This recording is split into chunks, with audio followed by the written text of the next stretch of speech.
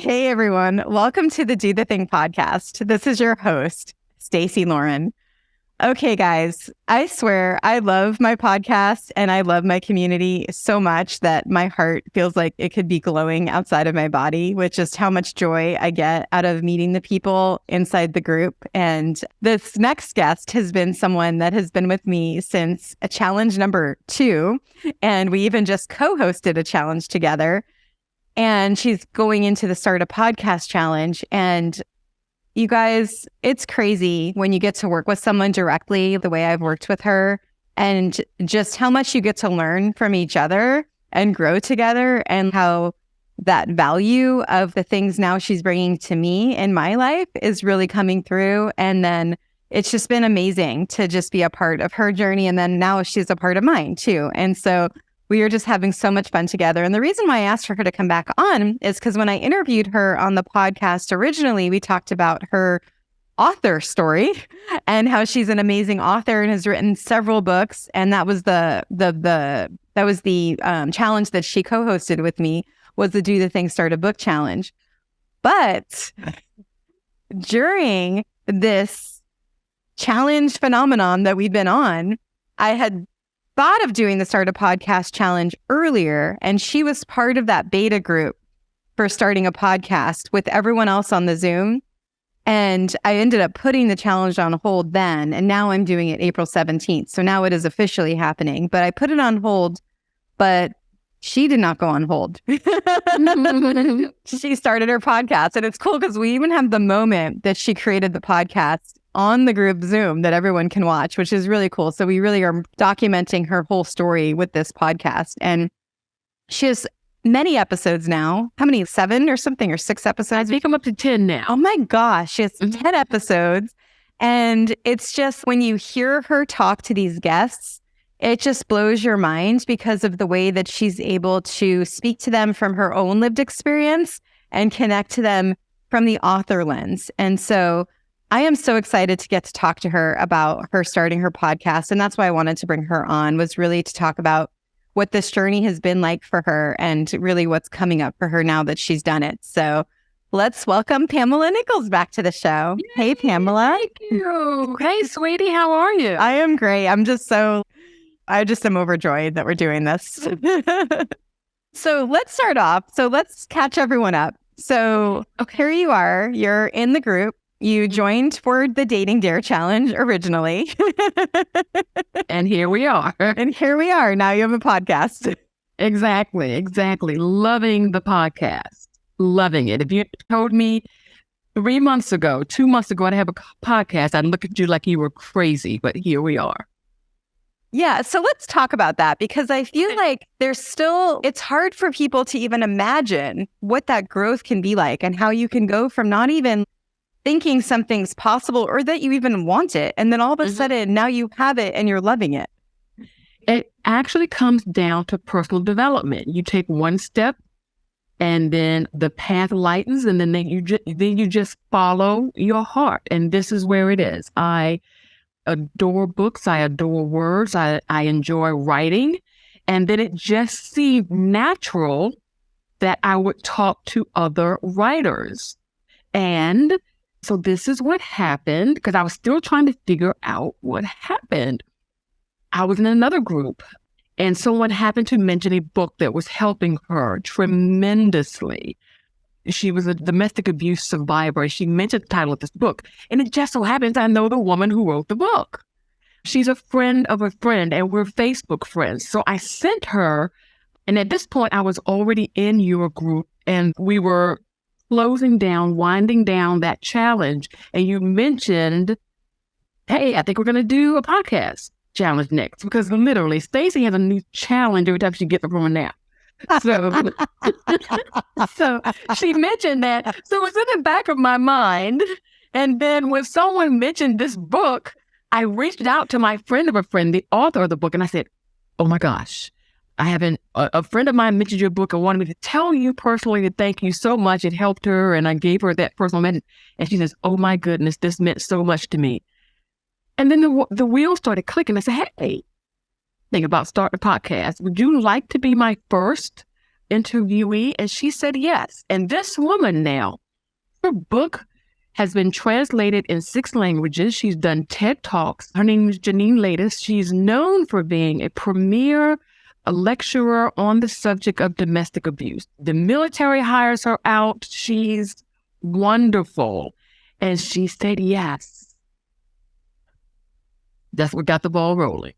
Isn't that amazing? Because you wouldn't think that it's that easy to get someone that, but it doesn't seem like it would even be possible or that people would even think that you could do it until something inspires you to be able to do it. And then you have a vehicle to have the conversation. Exactly. You have the vehicle to have the conversation, and then you'll be surprised at how many people are willing to help you or are passionate about what they are passionate about and want to share it. Yeah. Yeah. Okay, I have to share this. This is just coming alive right now. And you just said the whole, I have a new challenge coming up every time I wake up from a nap. And it is really true. Because so we just finished the Start a Book Challenge, right? I'm almost starting the Start a Podcast Challenge in 2 weeks. And then I just did the expert panel for the Get Fit Challenge yesterday. And that is not even what I'm talking about. This is so funny. So I met this other woman, and I think you might have seen her on the expert panel for the Start a Book Challenge, Laura Carney. Yes. She wrote the book, My Father's List. And Yes. he had passed away. List. Yes, he passed away, and then she found his bucket list, and then she spent 5 years doing his bucket list, basically to honor him and his memory. And then that in turn basically released her, because she's learning how to stretch her comfort zone. And I ended up talking to her, was it yesterday, about doing a bucket list challenge. And guess who's going to be on it? Gregory, who's the Dare to Dream podcast. Of course. He's perfect for that. Exactly. So perfect. Of course. And then she has a few other people that she wants for it. And then, and this is, I'm not going to make this a long story, but I have to share it because it's exactly what you just said about Janine. Then I'm in the middle of doing a project with my daughter and her boyfriend where I want to show the Do the Thing formula in different applications. And so I was like, oh, can you guys dissect the Do the Thing formula in a movie? I want to be able to see how the movie uses the formula. And I was explaining it to them and we're kind of going through it. And I was like, well, what's a movie that you guys have watched recently? And they said the movie Up. This happened yesterday, right after I did the bucket list challenge. And I don't know if you know that movie, but I had forgotten about it. They said it was... I was thinking, now I haven't seen it, but I remember it, but it fits in that. It does. Challenge. Yeah. And so pretty much, the guy was closing retirement, going into a retirement home. And then he decided to live the dream that he had with his wife who had passed away to go to, I can't remember where, but some other country. But he wanted to take the house with him because that was something she wanted. And so the whole movie's about them, which is really, like you said, related to the bucket list. And I'm like, I'm going to reach out to the people that wrote the movie and and ask them if they want to be part of this expert panel. And honestly, I have no idea what they're going to say. And they might never respond. I don't know if I even care. It's just this idea of I have this vehicle to connect to anyone, which is really similar to what you were just saying with Janine. The whole world now is literally open to us because we have this vehicle. And that is what I'm learning too, because like I said, it's about personal development. It has so little to do with the podcast. It's about personal development. It's about the ask to get it out there. There are 2 or 3 major people that I have on my list that I'm going to ask. One of them is, listen now, when I'm riding home from work, I listen to Fresh Air on NPR. And I can't think of her name. I think her last name is it Terry Gross? Terry Gross. I am going to call Terry Gross. This woman has won Peabody Award. She's won all kind of awards on NPR. I'm going to ask her, can I interview you on my little podcast? And I bet you she says yes. But if she doesn't say yes, I'm still going to ask. Yeah. And there's another author, Dr. Bertice Berry. I've read 2 really, really good books that she's written. And she's got a new one out now. And she comes out every morning. She does a live and she just 5-minute, 10-minute talk. And I listen to her when I'm at my desk. And I'm going to call her and ask her, hey, can I interview you on my podcast? Yeah. Because it's not about what they say. It's about what we say. It's about saying it. And again, if you told me 3 months ago that I'd be considering any of this, I would have said, no, you are insane right now. But I'm going to do it. And I'm not even afraid to do it. I'm going to do it. They're going to say yes. Can we explore this? How did you get to this point, from the point of not even having an idea that this was even something you wanted, something you could do, something that was even on your radar, to now being able to reach out to people and not care if they say no or yes? What do you think it is that helped you get there? It really is the self-development. It really is not looking at, not pigeonholing, and not looking at the vehicle, not looking at the fact that this started as a singles challenge, not looking at the fact that it started as a start the podcast challenge or start the book challenge. That's just the vehicle. It's what's driving it. It's the engine in there that is changing it for me.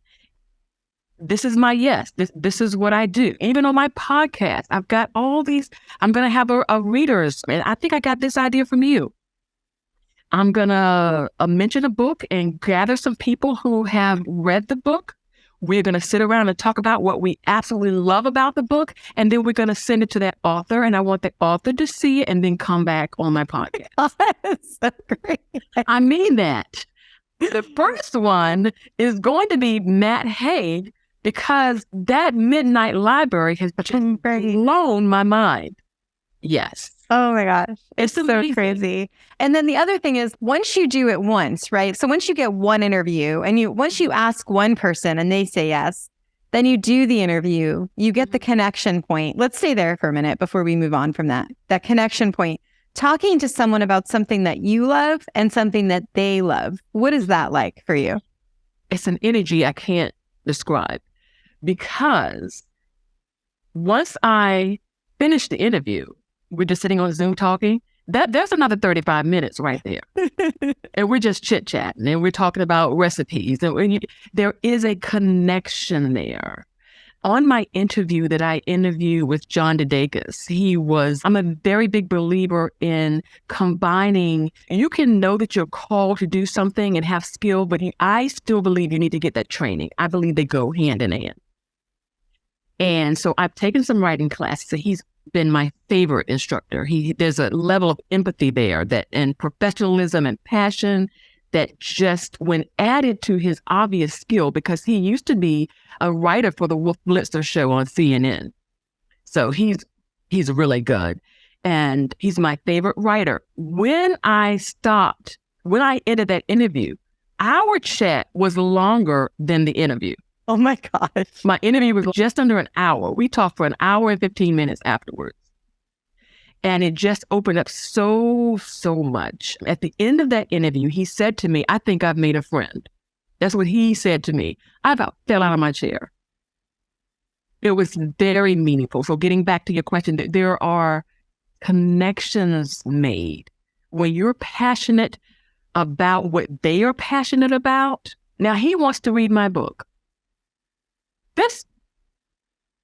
He wants to read my book. I sat down, I'm like, this is like the best day ever. What? So it's amazing. He's going to be a writing mentor now. There's another thing we're going to be involved with together. I got up the other morning. This is such a long answer. I love this answer. And then thought about, listen to this. This is how I want to do an annual book contest. And so I called him and said, hey, I woke up this morning. I'm thinking about doing an annual book contest. He said, go for it. I'm going to do an annual book contest for new writers. Not book contest, a book award. So I'm going to start out the first year with just 2, fiction and nonfiction. And you would submit your book. He's going to be on the panel, and I have an idea for 2 other people. We're going to review it. I got to figure out a way where we can do it so that we're not looking at the title. So we're looking at an anonymous book, and then we're going to give an award. Amazing. You're going to put it on the podcast too, right? I'm going to put it on the podcast. Yeah. I actually am. I don't know. And tell everyone, we didn't say the name yet. Say the name and what it really, I mean, I think you're sort of explaining what it is, but let's just make sure they understand. Yeah. It's called the Healing Words Podcast. And I called it Healing Words because my subtitle is The Right Word at the Right Time Can Change Your Life. And it's gone through several iterations. I've changed it but that is what has landed. And the right word at the right time can change your life. It's so true. It really is. Sometimes we hear the same message or we get the same thing every now and again, but at some point it all clicks. And to me, it just is so fascinating that someone is writing out of their pain, writing out of their concern, writing out of their hurt, and they're putting on paper to help other people, and it connects with the right people. That is amazing to me. When I interviewed John Didakis, and I'm going to give you a bit of his backstory, and it's not a secret because he talks about it. His son disappeared for about 5 days, and they found him dead of a drug overdose in this car, less than a mile from the house. And he's actually written that into his next to the last book. One of the things he says is lean into your pain. And a lot of times we run from it. Pain is so inevitable. And I don't want to rose-colored glass it, but leaning into your pain is what helps you heal. Yeah. Yeah. And it's the opposite of what we're trained to do, right? We're trained to numb it. And a lot of times, especially from the high achiever mindset, you go in another way. And so I think that's such a beautiful statement to help people understand. Actually, I was just talking to somebody earlier today about the difference between spiritual bypassing, which is just focusing on the learning, but not falling into what it is, and then actually releasing it to it. And I think there's a time to learn from what you have gone through, but it's really where you have to release it first. Otherwise, you're just getting it. And healing can be so painful. A friend of mine, it works in mental health, and I was chatting with her earlier today because I'm going through my own, and I had a little situation at work today, and I had to talk to 9-year-old Pam and get some things straight because she was connecting what happened to work to what happened to her when she was 9 years old. And they felt the same, but they were not the same. And I had to walk myself through that. And I was shaky. I was at work. I'm a professional woman. Thank you very much. Sitting at my desk about to tear up. That is how painful it felt. But I'm at the point now where, going back to what we were saying, I'm not running from it. I could have shut down. I could have responded in kind, but I didn't do that. I got myself together, talked myself through it, and I had the conversation that I needed to have. I did the action that I needed to have. And it wasn't anything long and drawn out. But again, because heretofore, up until this point, I would numb down or cry or blow up or whatever. This time it was, I don't want to say just a conversation. It was an action that I needed to take that when I was younger, I was not allowed to take. Yeah, long story short. So that's what happened today. And so when I have an opportunity to talk to writers who have gone through and are still going through and are willing to put it on paper, that just blesses me so much. I just feel so lucky to be able to be a podcaster. I was talking to Deb, a friend of ours, and one of the symbols in my personal life that we all have things that mean. My girlfriend loves owls because they're so wise, and someone else loves sunflowers. I love lighthouses, and she happened to mention lighthouses. And then she says, Pam, you're a lighthouse. I said, I'm a lighthouse. I'm a lighthouse. And that's what it is too. And you're radiating it out too. It's such a beautiful visual.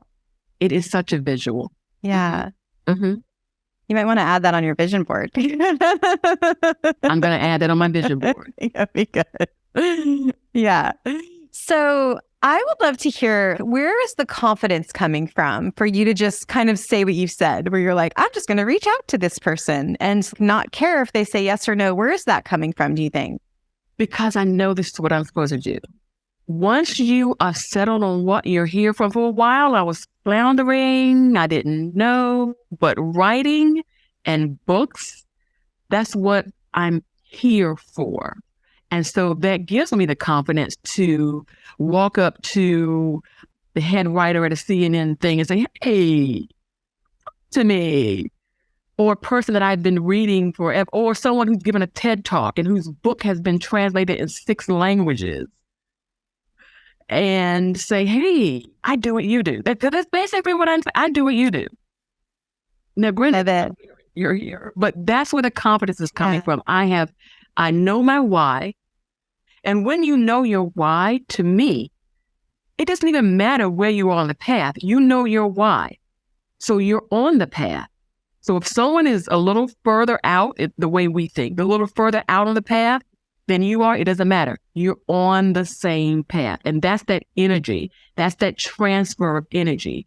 Yeah. And that's what I felt in each of my podcasts, because I think I've got 5 or 6 published, but I've got the other ones behind the window, and you know what I'm talking about when I say that I'm still working on. I've learned something new from each one. I've learned something about myself from each one. I've learned something about my calling, and I've learned something about writing from each and every one, and that is thrilling. I was listening, since the wonderful Adam has taught me how to edit now. Oh yeah, let's mention Adam is the Callcast founder, which is the platform that our podcast is based on.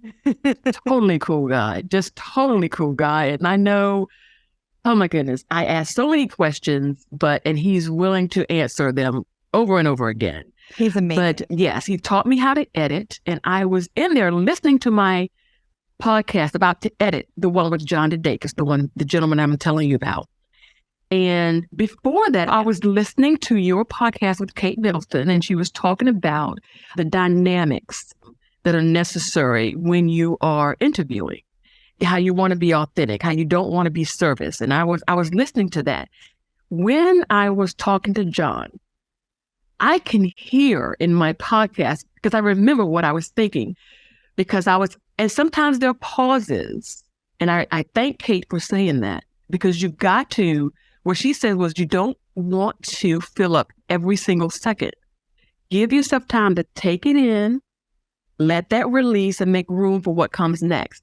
There's a moment in that interview with John Didakis where I went silent, and I know the question that I wanted to ask, and it was about the death of his son, but I didn't want it to come off as a gotcha, and I didn't want it to be insensitive. So I heard myself, and I remember myself stopping. And then I said, I have a question, if I may ask. And I think he knew where I was going, because I'm looking at him, and he nodded his head and he said, go ahead. And it reminded me so much of what Kate said. They trust you. He trusted me, because at that point we'd already been talking. Yeah. It was towards the end. I say a good 35 minutes. And so I asked the question that I asked, and then it led to another follow-up where he got a little emotional, but not in a bad way. And the first question I asked is what really stuck out for him in that grief that he was going through. And he took a breath and he stopped to think. And he said, just the people that were around. There were people around who didn't know what to say, but they were there. And that was so meaningful to me. He said a few more things, but that was the thing. And to me, I'm hoping that a reader who heard that, if they ever have a friend or a family member who's gone through such profound grief, that they realize from this man, it's not so much what you say. Don't worry about having the right thing to say, just be there. And then I asked him what was his best memory of working with Wolf Blitzer.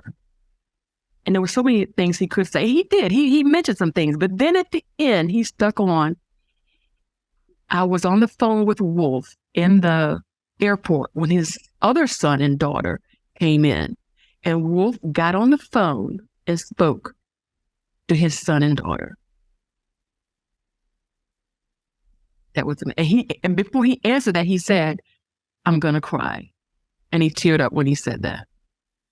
that was meaningful because a lot of times we hear how men don't know how to access that part. And to see these strong, brave men give care and receive care, and to be for him to be so willing to say that. It's such a beautiful thing when you're able to just open up that conversation and then create that safety, but in a way of just coming from your heart, right? And then you're having that connection in that way. And I feel like the podcast does give such a beautiful expression of that when you're doing what you want for you. And that's, I think, one of the biggest things I'm going to be helping people do during the podcast challenge. I don't want you to do something because you think people will want to hear it or it's going to be well listened to or anything. I want it to come from your heart, because that's when it's going to be something that lights you up when you wake up and you're going to be like, oh my gosh, I really get to do this today. I really get to do this today. It has to be organic. We have a lot of, you and I have had conversations about hustle culture, and there are people who they're doing this, and it has to be from your heart. Yeah. The other thing that's cool, and I'm also telling people, because we have with Callcast, you can link it up to Chartable and you can see your numbers of who looks at your podcast and how many people watch your episodes. But I don't even want them looking at that for a while, because number one, it doesn't matter who's listening, because let's say there's 10 people that are listening. Those 10 people are listening. And it's like you said, the right word at the right time can change your life. And I mean, even me, I think of just even the community, and I'm going to just mention a few people. I'm not mentioning everyone, but between all the stuff that you've done and the growth you've had, and Deb, and I just talked to Norma on the way back here before this interview. We had this amazing conversation about people pleasing and what the challenges have meant to her, and Natalie. And there's just so much growth that I've seen with the people. And it's like, I don't ever need thousands of people to listen. I'm good with 10 or whatever it is, because I'm doing it from my heart and it's coming out anyway. It's just something that's really coming up. And I feel like because the podcast challenge is coming, so I'm hearing all the people go, what are the numbers and what's this? It's like, you guys, settle down. Yeah, that's not what it's about. It is so organic, and it's going to be more about you internally than anything else. And I just don't know I'm not overstating that. I didn't even know we could check numbers, but I won't be checking numbers. This is so much about me. I am going to challenge myself to reach out to those people. I'm going to challenge myself to that. I'm going to challenge myself for my reader panels, and then reaching out to the writers, and so that they can see, it's so much more about you than anything else, really. Yeah. Have you noticed yet, because it's still pretty new for you, so I'm curious if you've noticed yet the messages from the universe as you're talking to someone, then all of a sudden you start seeing things more during the week that are related to whatever it is that you just talked about, where this door has now been opened. We'll use Deb's podcast term. Not so much, because I live in my brain so much. The doors that I see open are internal in me. I haven't out here. Anything out here, maybe it's because I feel brave enough to do that. And I'm actually connecting to people, because I don't usually do this much talking, because I'm fairly introverted. I like my alone time. I require lots of downtime, because energy sappers. So yes, the doors that I feel opening are doors inside of me, because I'm also doing a level of inner healing from some past trauma. So I feel a lot of confirmation. I don't know if vindication is the right word, that I'm on the right path, that I've always been on the right path, that books and words are it. I've got another story from my childhood where everything is just linking up. When I grew up, we didn't have extra money. I don't know if I've said this to you before, but I was in a used bookstore once, and for some reason I was in the children's section. I don't know, because all my youngest is in college. So I don't know why I was in the children's section. I picked up I look at this book, I'm like, oh my gosh, I've seen that somewhere. And it was the old book, Mike Mulligan and his Steam Shovel. I don't know if you remember that. I happen to remember that book and I'm flipping through it. And then I had a memory of reading this book as a child, even in all of the dysfunction and pain growing up. On the heels of that memory was my fourth grade teacher, who was not a nice person, who was not friendly at all. And she was standing in front of me one day and she handed me back a graded paper of mine. And she said to me, "You're a good writer." And that was the only nice thing she ever said to me, period. The gifting that I have inside of me that's coming up now, I had it back then. I just had some family trauma, some issues that rolled up on each other, but it's coming up now. So in answer to your question, I'm not at the point now where I'm seeing the connections, the universe connections outwardly. I am experiencing them inside. I think it is that it's like you start to see these dots connect a lot better. And then another example, I was thinking when I asked the question, I was thinking of even just that example I gave you earlier. I talked to the bucket list girl that morning. Yes. Then I had given the assignment a week before to my daughter. And then that same day as the bucket list conversation I had with Laura, they're telling me about the movie Up. Then today I interviewed Nikki in our group and she's a principal. And now I'm going to talk to her and see if maybe that might be something she would want her high school students to do. And we'll see what she says. But it's all these connection points in that way. And then, so there's that side of it in podcasting. And then there's the other side that you were just speaking to, which is these dots connecting from your whole life where you can see all these, like you were saying, where you saw that book, you remembered that conversation, you remembered your teacher saying you were a good writer, and you're starting to see all those points. Right. And then things like that give me hope and confirmation when I have a feeling that I had at work today, because it's reminding me that everything I need, I've always already had it. Right. And it's the conditioning and the thinking patterns that I need to let go of. And so when something positive like this happens, it helps. Honestly, the podcast is actually helping my healing in a bit. Yes. And that gives me hope.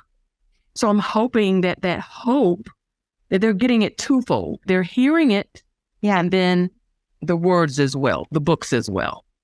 Do you think, speaking of just that healing and then going back to even writing, do you think that for the people in the group that are just finished the Start a Book Challenge, that the podcast can really help them even finish their book and help with those connection points that they're doing? Yeah, I think so, because your podcast is going to be what you make it.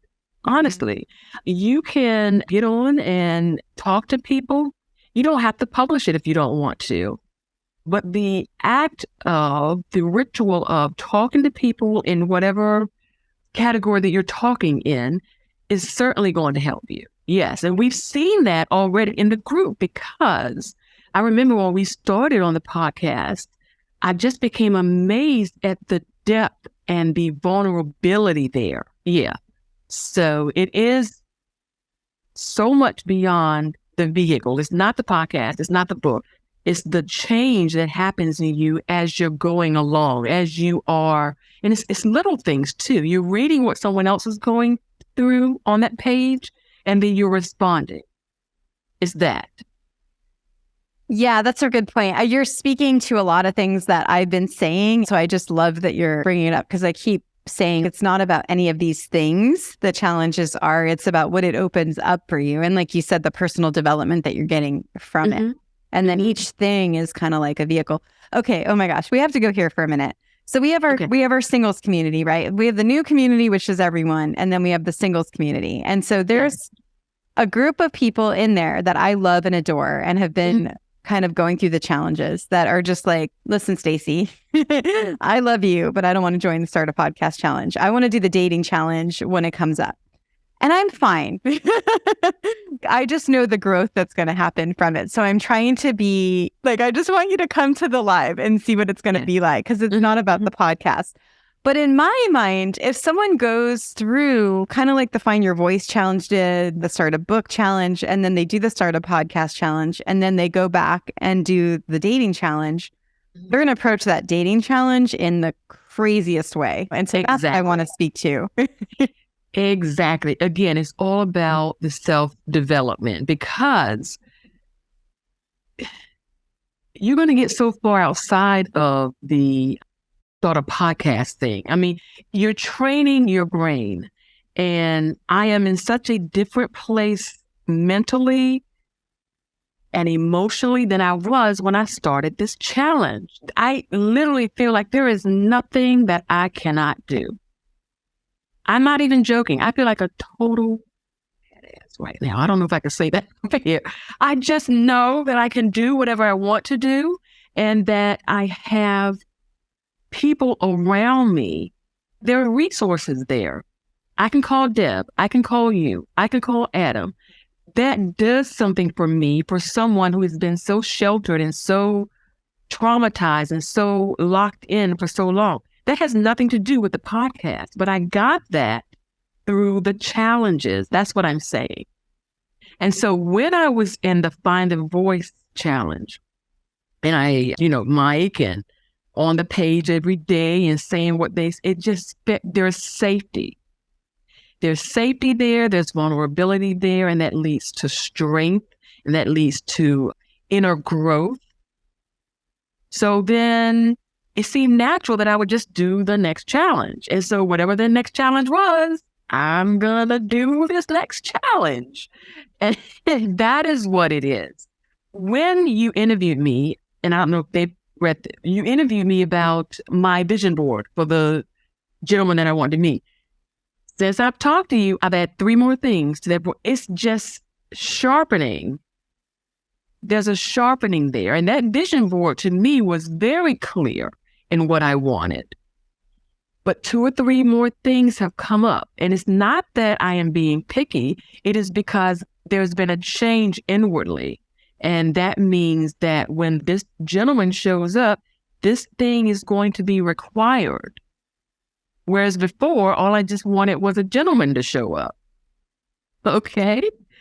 So yeah, I would strongly encourage those in the singles community to just come on board. Just come on board. If you don't want to start a podcast, be willing to, or let it be known that you're willing to be interviewed for someone else's podcast. That's actually a really good idea. Yeah. Yeah. Because you need to be able to talk to people on the fly. Because when you meet that handsome person in the Kroger produce department, which is my dream, you're going to have to know how to say something. You're going to have to know how to talk. You're going to have to know how to decipher energy. You're going to have to know how to respond. I mean, we watched way too many movies. It's not like Lifetime. I think Lifetime has murders now, but it's not like Hallmark, where you're just standing there and the person looks at you and you fall in love and you blink and now you're a couple. There's some work to be done there. And these challenges are the perfect place to do that. They're free. They're easy.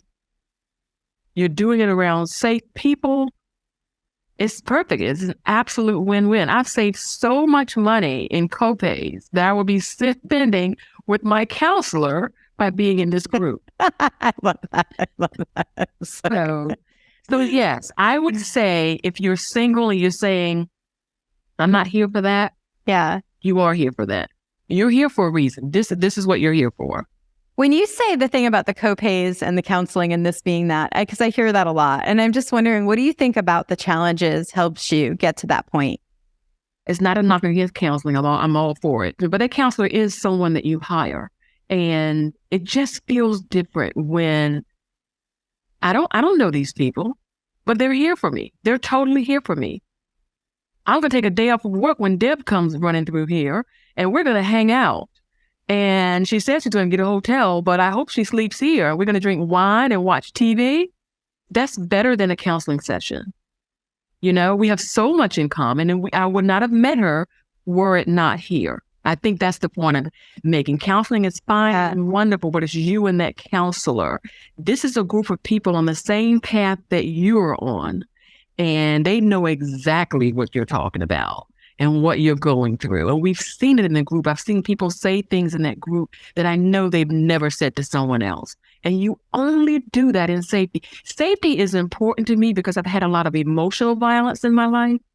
And so I can discern when I'm dealing with a safe person. Mm-hmm. And if I'm not dealing with a safe person, my energy and my connectedness is so different.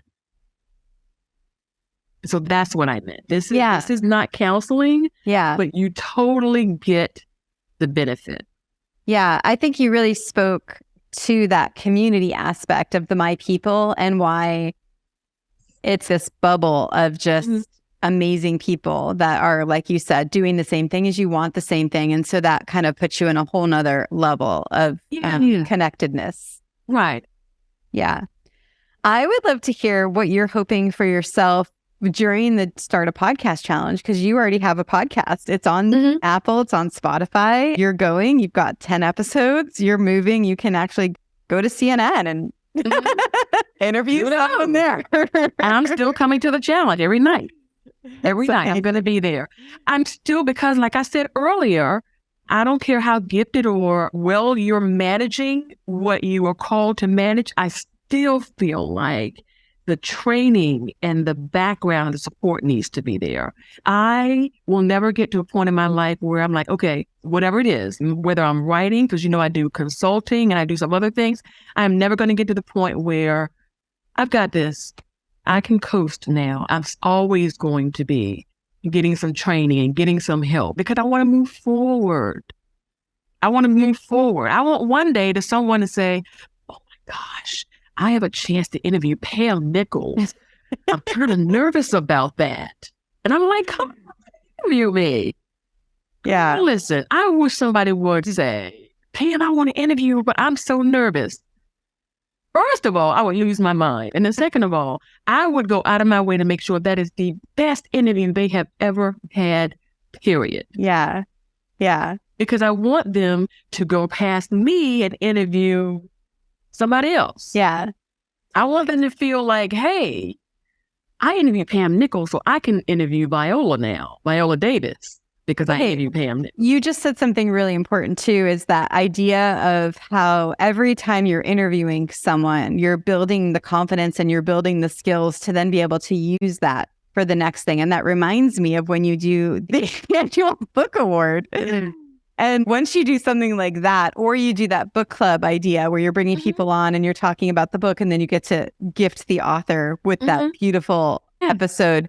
And those skills, then who knows, right? What's going to happen? Because once you kind of keep building these skills of even new things, the world just keeps opening up to you even more. It's almost like, I don't want to say challenge, but that's the word that comes up for me. The universe or God or whatever you call it. If you step through this door, another door is going to open. And then you step through that door and another door is going to open. Yeah. And suppose I had said, I'm not here for all that. I just want the singles challenge. I wouldn't be doing this. But because I am doing this, when Mr. Right shows up, there's going to be levels to him because there are now levels to me. See what I'm saying? I totally see what you're saying. Yeah, because I'm not going to attract somebody who's not doing anything. Somebody, you know what I'm... Yeah, and in my mind also, you're gifted with the whole idea of you could go up to anyone, or if someone comes up to you, you're just already there. And I see it again outside of this. When I had to go and have a conversation with my boss today, after sitting in the bathroom stall and getting myself together, of course, grounding and all that stuff. It is because I've learned the give and take. I've learned that I can handle any kind of conversation. I can start a conversation, and depending on what that person says, I know where to go. Whereas before, I was so frightened because of some of the conditioning I've had and pain I've been through, that I'm afraid to start a conversation because this person may say something that's going to break my heart. And then I don't know what to say after that. Or I don't want to hear what they say. Now, I'm going to say what I'm going to say. You're going to say what you're going to say. And then I'm going to say what I'm going to say. You know what I'm saying? Totally. Yeah. And it's not going to be harsh because we are mature people. when I had my debriefing with my girlfriend, who is actually a mental health professional, I was saying to her, okay, so after I got 9-year-old Pam straight, so then I'm starting to wonder, so why did he say that to me? She says, doesn't matter why he said that to you. You set your boundary, you handle it graciously, and you all walked away from that conversation on the same page. Amazing. I got that from the start, the podcast challenge, not from my therapist. I got that from the challenge. And the challenge hasn't even started yet, which is funny because I remember I kept starting it. And then, what you're speaking to is exactly why I kept sort of waiting for it to start. And I postponed it. And then I did the Find Your Voice instead, which then led to the start of book. It's because I felt like people weren't ready yet. And so it's been that we're going back to that self-development and being able to meet people where they are. And I love that we have your whole journey really documented. It's so cool because it's so rare that people can do that. Where I remember, I think it was you, right? Where you're started and then your Zoom went out. Like you set up your podcast in Callcast, then your Zoom went out. So we didn't even know what happened. And then, but you had set it up. And so we have your whole journey documented. We have the whole journey from the first, it just felt right. And again, I'm a person who needs safety. It felt safe. Yeah. And I was like, okay, I'm going to do this. Zoom kicked me out. So I'll just sit and then Randy said, hey, I can help you. I'm like, I already got it, girl. Got it. So yeah. It's been awesome. And I forgot that. That was very wise. Now that I think about it, I had forgotten that you put it off and started 2 different podcasts. Yeah. And you were right. We were not ready then. Yeah. Yeah. And you were brave too, because remember that was the Zoom that we did. That was a pre-Zoom just because people, when I postponed it, people didn't want to wait. Some people didn't want to wait. And you were one of the people that were like, oh, I'm interested. And then you were brave by being willing to be the one that everyone sees, set it up. And was there anything in there? Do you remember what went through your mind and why you were able to say, yes, I'm ready to do this in front of people watching? Because again, when you are doing what you're called to do, there is a bravery, there's courage there that I don't have words for, because the name has changed, the tagline have changed, my podcast cover has changed because I didn't like it and I moved some things around. I was more interested in getting started on something that I felt that I should be doing than getting it right. I think if I had waited until I knew how to do this and knew how to do that and knew how to do that, I don't think I would have done it. I felt the support. Yeah. I asked you a question and you said, I don't know, we can get Adam on. Adam just shows up whenever we need him. We just call him and Adam shows up. In my last interview, poor guy, he was so sick, I think his sinuses were going out. And then again, I don't have Apple. I have a PC, and that interface is different. And we had to work through there. But by the time he got off, I was recording and slicing and doing all kinds of stuff. And I am someone who all I can do is plug it in and press a button. It's so cool because I remember even there was something with the upload and you messaged me and then he immediately updated the whole thing where now it even takes MP4s too. And it originally really took. And so he's super quick with that stuff too. So it's like by you doing this, because it's so rare that a software developer will get such active feedback from a community, but because I think our community is so tight, it's so easy for us to be able to say, hey, this is what we need. And then he's able to just adapt it right away, which is really cool. Exactly. And yes, and the last one we had, because I don't have Apple, he had to go and find a certain thing that would let us talk. And he did it. So cool. So when you mentioned being called to do something, what does that feel like? What's someone listening to that and they can't even comprehend what that is yet because they're still maybe in their head and not from their heart? What does that feel like for you? And what do you think you would tell them? Okay, this is what calling feels like to me. When I am reading a good book, I mean, it is written where everything is everything. When I'm reading a good book, it's difficult for me because I'm reading it as a reader and I'm like, oh my God, what happens next? But then if it's really good, there's a switch that flips in my brain and I'm reading it as a writer and I'm like, That is the perfect word. Oh my God, this is excellent. So, and I flip back. It's difficult because I'm flipping back and forth. So now I just close the book and say, listen, just read this book, okay? And stop critiquing it. When you are close to or you're in the atmosphere of your calling, you feel it. You know exactly what's going on. You may not have every single word, but you know exactly what's going on. If you are called to be a photographer and you're coming at it now as a hobby, when you look at other folks' work, you can tell, nope, that's not working. I don't know any photography phrases, but it's instinctive because it's in there. If you are called to sing or do poetry, whatever it is, you feel a visceral reaction when you're in there. And so that's the good part. The bad part is when you try to do it yourself, you might get caught in that perfectionism trap, but you have to get past that. That's going to come. Your proficiency will come. There's a road to get there. Mm-hmm.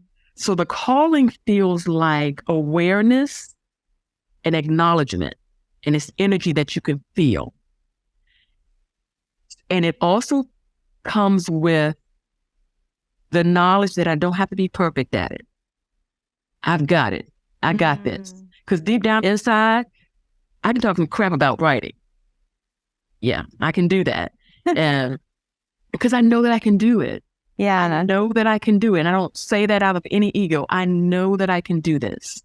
And the other thing is you're not rushing it. But the main thing, this is how you really know it's your calling. You cannot walk away from it. You cannot. Sometimes I'll get, and I've shared this in the group before, the last book that I wrote, book number 4, I was writing about a subject that was actually happening in my personal life. And it was a call for me, I believe, to deal with that. There was some disharmony in my family. I almost stopped writing, period. I almost stopped writing that book. I remember calling my editor and like, I can't do this. I want to skip this because it's a 5 book and I want to skip number 4 and do number 5. And she says, you will not skip number 4. And it took me a lot longer. I'm trying to remember. I think it was a year because I had to process what I was going through because I wanted that story to read correctly and I wanted the energy of that story to be correct. And it took me a long time. And I remember more than once saying, forget this. I'm not doing this. I could not let it go. And I was willing to go through what I had to go through to get that story written. Wow. And the lesson I learned from that story has changed my life. It has helped me come to terms with the pain that I was going through as I was writing the story. Mm-hmm. And that makes it's like a big old circle because that makes it, because I feel like I found the answer to that trouble I was going through, that makes me want to get that book out there even more. So to answer your question, you know what your calling is if you light up, and whatever light up means to you, when you're in the presence of it, when you are not worried about perfection. You'll do it half wrong, but you just know this is what you're supposed to do. You just know this, and you're not rushed about it, and you cannot walk away from it. I will be writing or reading books or talking to people about writing and reading books until I leave this earth. I have no doubt about that. And when I work it all out so I can do it full time, I can walk away from the job that I love. Yes. Yeah. So that's what calling feels like to me. Yeah. This feels like a good time to tell them about your consulting service because this is something that is happening now and it's been amazing. And just so the listeners know, so Pamela co-hosted the Start a Book Challenge with me because she was the reason why we even did that challenge. Because during the dare that was given during Find Your Voice, one of the dares was if you were to write a book, what book would you write? And then with the feedback that we got from the community and the recordings and the notes and just all the books people wanted to write, Pamela was moved to say, hey, I'm an author. If you guys want some help, I'd love to help you. And then we created a challenge out of it. And one of the giveaways during the challenge was an hour of consulting with Pamela, which was basically helping people get out of their head and into their heart. And then the cool thing was, oh my gosh, guess what happened to me during this challenge? It's so cool when you go through something as it's happening. but I had to pick the subtitle for my book, as you know, for Do the Thing. And I got so paralyzed. And I think it was because it's so final. With everything with Do the Thing, it's been great because it evolves and I can change it and I build in public and it doesn't matter because it's like I can change everything. You see it with the podcast, right? Okay, you don't like that name, change the name. You don't like the image, change the name. With the book, it's final, right? And so I just got really in my head and I reached out to you and you were gracious and said, yes, let's have this conversation. And I think we spent even more than an hour. I feel like we spent a couple hours together. And you were able to literally pull everything out of my head of what Do the Thing meant to me and how this work is so meaningful. And then all what we were talking about earlier, all these connection points that I hadn't even thought about.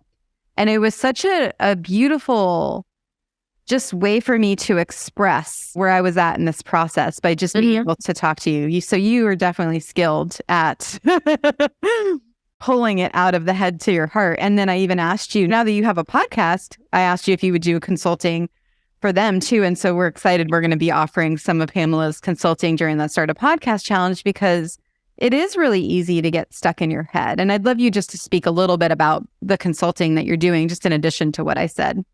Okay. And thank you for that very much. It's called Heart to Page because a lot of times we do get it stuck in our head. And it's a brainstorming session. It's an hour. And of the women that I've spoken to in the group, I don't think any of us have gone an hour. One lady, I was on the phone with her for 2 hours because other things kept coming up. But let me tell you, aside from writing, this is my favorite piece.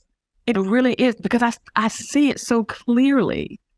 And there's some questions. We have to get the ball rolling and we start down this street. And nope, we got to go down this street. I don't know why it appeals to me so much or why I like it so much, but I really, really do. Yeah, there are questions that you go through. And I've said this to you before. I really believe it's in there. It was in you. It's using yours for example. You just had to cut off all the other stuff. Just cut out all the other stuff and get focused, and it just rose. And then it might change again, but you're clearer on what you want. That's exactly what it did. It provided me so much clarity. And then we had a few messages after that because I was telling you that I was frustrated with myself because I started asking people for advice and I went to this whole other place of like an old pattern that I used to have. And it was such a good experience being able to work with you because what it did was it helped me get in touch with what I wanted again and be able to really pull out what was most meaningful for me. And then when I finally came up with the subtitle, I remember sending you a message and saying, "Don't call my baby ugly." And then you were hilarious back. But yeah, and you didn't. You were like, "It's great." But yeah, because it's such a baby. It feels like a baby, right? When you're like, it landed and then it felt it in my heart and it just felt so right. I didn't have to ask anyone at that point. I was almost hesitant telling people what it was because I didn't want their opinion at that point because it just felt right with me. Exactly. And I remember that call we talked about when you gave me the baby's name. And remember what I said? The struggle is necessary because you kept saying, I can't believe I went through all of that. And then the struggle is necessary. The struggle is how you know you've arrived at the right place because it all falls off. When I am struggling with something in my story or a title or whatever, and I'm like, oh, that doesn't feel right. And then what happens is I get halfway there, but I still feel it. I'm like, oh, my God. And then the answer comes. I know when the answer comes because the struggle is gone. So that's why I don't mind the struggle. Yeah. That struggle lets me know that something's wrong. The struggle lets you know that something is wrong and you're working it out. And when you get there and it falls off, there is no way anyone can ever tell you that your title and your subtitle are not correct. Yeah. Because of the struggle you went through to get there.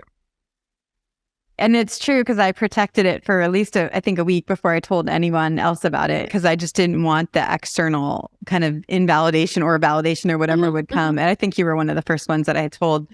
And I think that's what's so important, especially thinking about the sort of podcast challenge. People are going to be like, how's the name? How's the image? And in my opinion, I feel like there's a time to get people's feedback, right? Like when I went to you, and it's not like you were giving me the name, you were helping me get it out of my head of what Do the Thing was and the culture that surrounds it. And then you grabbed it out of me. And then we were able to brainstorm off of that. And I think there's sometimes people might say, oh, do this or do that. But then that's their idea. That's not coming from you. Yes. That reminds me of two things, really. One of them being, and we've talked about this too, and you've mentioned coaching before, and I've had some experience with coaches. And that's one of the caveats I've noticed. When they give their help, it's always what has worked for them. And I have unfortunately had a conversation or two with people, with coaches who get quite unnice when you don't do exactly what they have prescribed. And now I'm understanding is because they don't have anything else. They only know what they did. If it worked for them, they think it's going to work for you. They're not really releasing you to make your own decisions and come to your own ending of it. They're giving you a pattern to go by that leads back to their success. That's not coaching. That's not coaching. A real coach, a real teacher, a real instructor is going to release what is already in you. They're not going to have you leave that interaction and think, oh my gosh, I can't wait till Tuesday, my appointment is Tuesday, so she can tell me what to do. A real coach is going to empower you to trust yourself and do the work to come to your conclusion. That's the difference. That's the difference. You are always the source. Everyone else is the resource. That's the difference. Oh my gosh, Pamela, that is gold. Okay. Love that. I always end up playing, but that's it is. That's exactly what it is. And that's said that before. You are the source and everyone else is the resource. I haven't heard that before. That is so good. And then the releasing what's inside of you. We have it documented right here. We're quoting it. Yes. Pamela Nichols. But that's it. And so that is why when you arrived at that answer, you knew. Yeah. Because you arrived at it. I didn't tell you that answer. No one gave you that. You arrived at that answer. And you will be the one to change it if it needs to be changed. Yeah. So good. I'd love to hear what is coming alive for you right now after this conversation we're having today. Just that I'm going to be writing a whole lot of more books because I just am on fire right now. This is what I want to do. This is what I want to do. This is what I am going to do. I'm getting to the place where, okay, so what has stopped me before is what I did not know. Because, I've been touring over my website and trying to do this.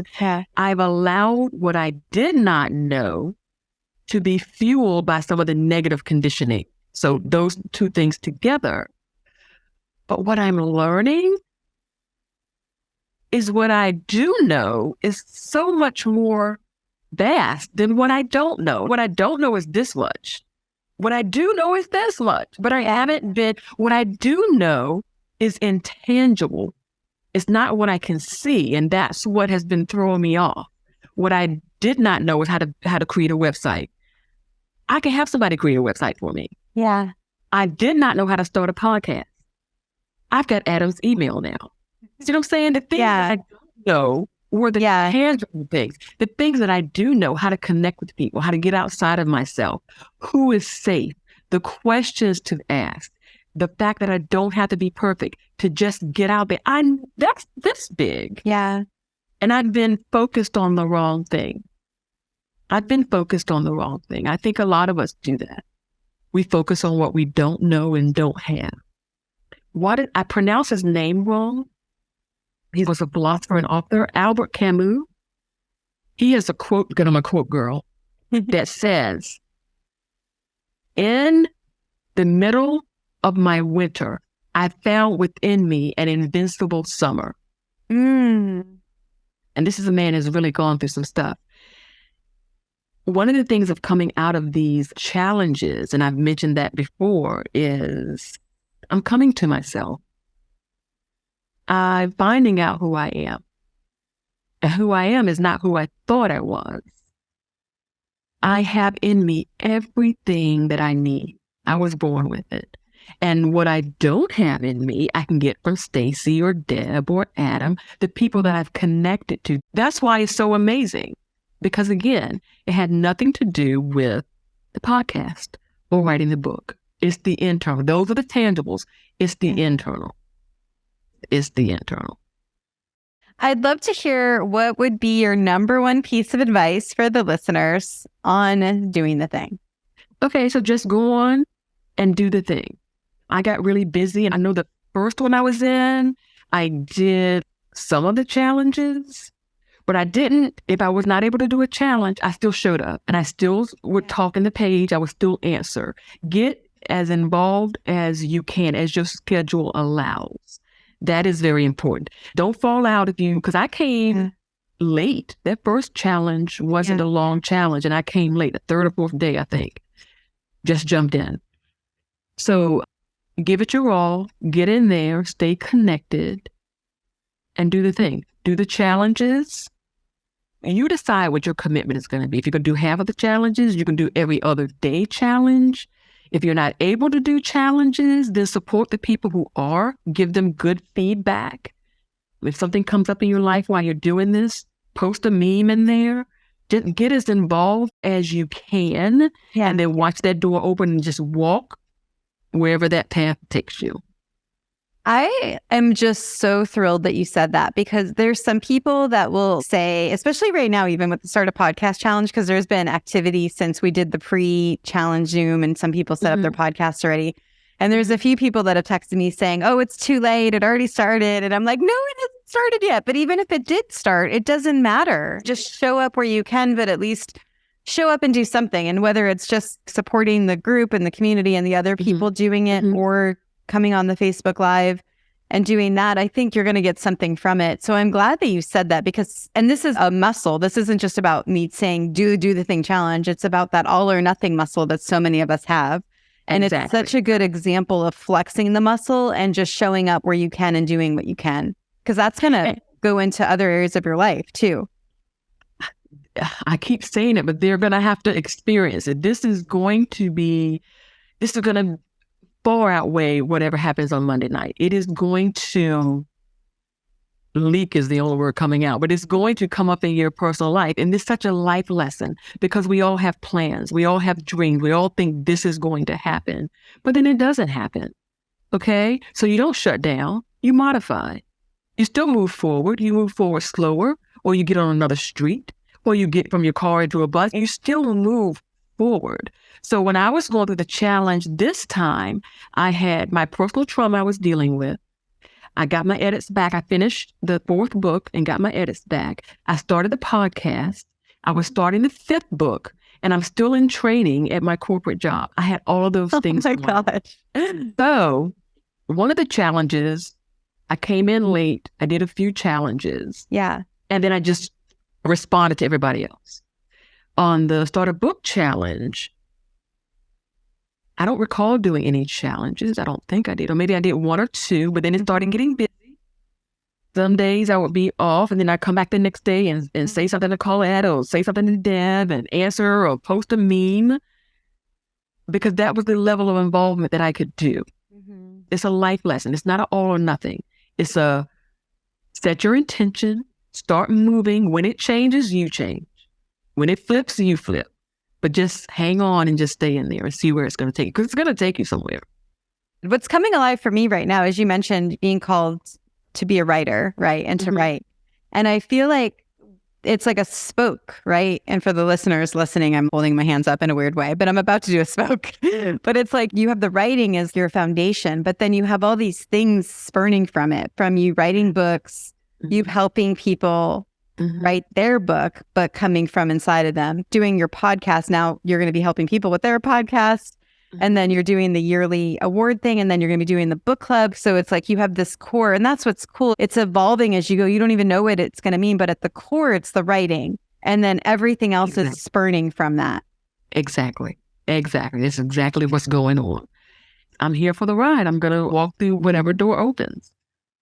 I have 2 great stories to tell. I was interviewed for an online women's magazine, and she asked about the book, and I was telling her about the book.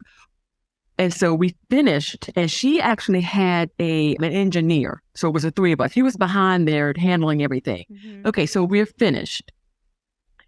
She ordered my book while she was interviewing me. Oh my God. While she was interviewing me. Then she hired me to edit her online women's newsletter for the next couple months. And she wants me to be on the next one. And then I've got the job editing it. Then the gentleman who was an engineer offered me a talk show because he actually has online radio. Oh, wow. So he's got a slot open. Yeah. He says, you'll be perfect for it. Just go ahead and do it. So I know I'm not going to do that because I don't feel called to do that, and I'm kind of busy. But again, all of this comes back to a challenge. You're going to attract what you need to sustain and grow your thing. Because before this, I was doing it all on my own. I was making Facebook posts. Instagram is too crazy for me. TikTok, forget about it. It's just too much for my brain. So I was doing all of that. And the word was getting out there, but it's getting out there more now. I'm reaching more people now. And then again, it's not so much the reach or the numbers. It feels like an unflowering now. And you can see this because the other thing was your dream. But doesn't it feel different now when you hear the buy-in, when you hear how it's helping people? It's not the numbers. It's that it's accomplishing what you wanted it to accomplish. Yeah, I'm so just blown away and touched by the impact that people are having with it that I can't even, it sounds really hokey when I say I can't even breathe. Sometimes it gets me so excited to see it. So I couldn't even imagine. And I thought it was going to be about the book. I thought I was doing all this research and then the book would come out. And then one of my things on my vision board is this book changed my life, right? I'm excited for the book, but it's not even about the book anymore. I'm already impacting without the book. And eventually I will have the book, but the book was what powered it. That was the vehicle, if we want to go back to the vehicle, that powered it. And the book's not even out yet. Girl, it's energy. It was supposed to happen, and it's just bringing you along. And that switch, when that switch happens, because now writing is always going to be the main thing. It's the car. Yeah. But the way it's working now, it's kind of down on the list. Yeah. And when I say it's down on the list, I don't mean that it's not important because I'm always going to write. But helping other people, the consulting and the editing and the podcast, the actual connecting with the other people, that's up there. And then it's the writing. Yeah. It's so weird because like you said, the book started it, but then there was a switch. Yeah. The expansion. That does not frighten me at all. There was a time where I just needed to know that I was in control of what was going on in my life. I've got the skills to handle whatever comes up. So, yeah. Well, please share with everyone where they can learn about you, your podcast, your books, your consulting, all the things. Okay, so my website is www.pamelawrites.org, and it's PAMELAWRITES.org. And once you go there, there's a page for the books and the consulting and the podcast. And my podcast is the Healing Words Podcast, and that's on Callcast and also on Apple and Spotify. Amazing. This is actually my launch month. I started back in March or February, started the ball rolling, but I wanted to give myself time, and I said I would launch it on April 1st. I almost did because I had to talk to Adam, and now I have 1 or 2 things to do, but it is on Callcast. Amazing. Thank you so much for doing this with me. I am just overjoyed with you. I am likewise overjoyed. So glad to have met your acquaintance. So glad I'm down for whatever challenge you do, because I know it's not about the challenge. So I'm showing up for the Get Fit challenge next. Yes, that is next. And then for those of you that are going to hear this and that are on the fence about joining the Do the Thing Sort of Podcast Challenge, which starts April 17th, just do what Pamela said and just check it out, and feel free to be a lurker. At least check it out and decide where you feel you fit in terms of what you want to do. Mm-hmm. Absolutely. Just show up, send us a little chat saying, hey, I'm a lurker. I heard the thing. I just want to see what it's about.